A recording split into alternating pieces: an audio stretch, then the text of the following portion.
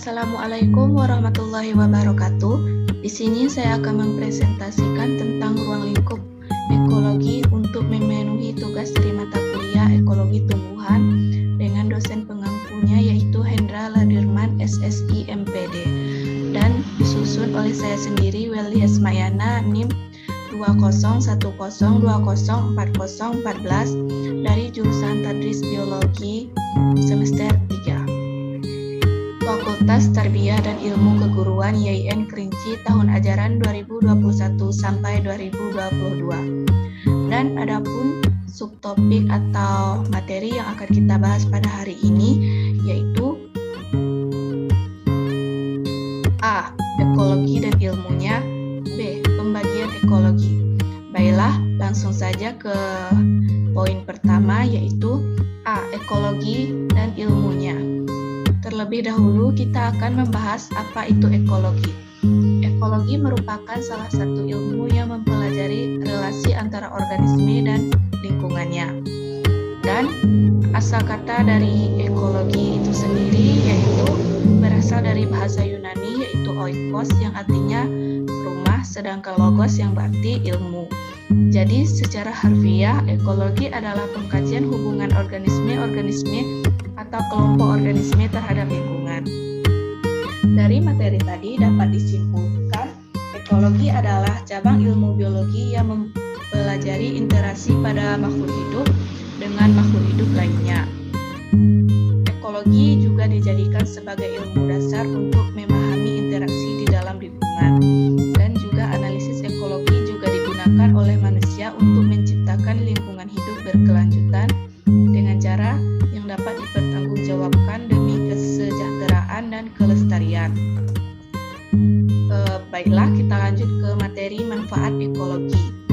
Yang pertama yaitu pintu masuk memahami keanekaragaman hayati, yaitu sebuah ilmu yang memberikan manfaat pada manusia dalam memahami makhluk hidup.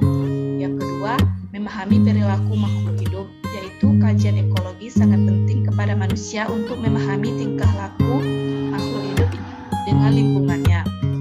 Yang ketiga, memahami peran manusia terhadap lingkungan, yaitu membuat kita dapat mengetahui bagaimana kita berperan terhadap lingkungan.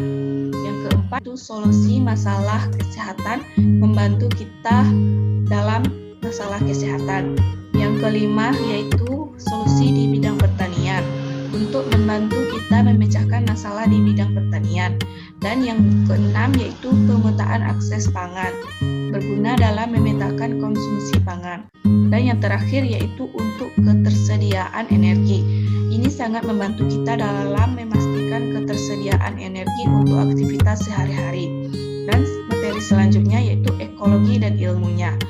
Sebagai disiplin ilmu yang luas, ekologi dapat dibagikan menjadi beberapa cabang berdasarkan kompleksitasnya, misalnya ekologi molekuler, yaitu bidang biologi evolusi yang berkaitan dengan penerapan genetika. Ekologi populasi atau autekologi, yaitu berupaya menjelaskan distribusi dan kelimpahan spesiesnya.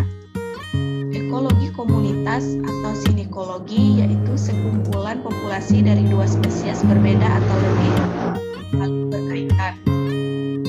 Yang ekologi ekosistem, hubungan timbal balik antara makhluk hidup dengan lingkungannya.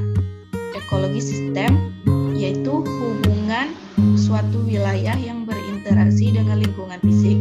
Dan yang terakhir yaitu ekologi perilaku, yaitu perilaku yang mendukung kelestarian ekologi atau sebaliknya. Kita lanjut ke poin B, yaitu pembagian ekologi.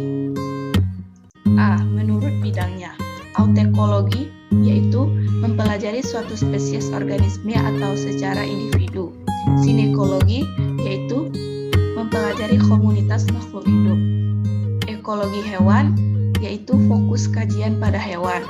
Ekologi mikroba, yaitu mempelajari interaksi dengan lingkungannya.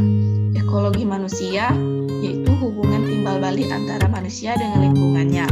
Dan yang B, menurut habitatnya, bahari atau kelautan, yaitu hubungan timbal balik antara organisme dengan lingkungan perairan laut luas.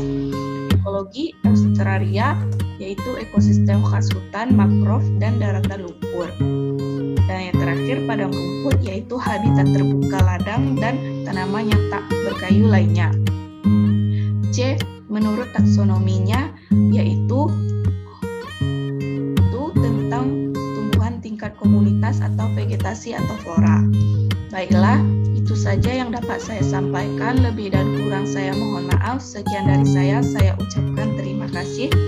Dan saya tutup dengan wabillahi taufiq wal hidayah. Wassalamualaikum warahmatullahi wabarakatuh.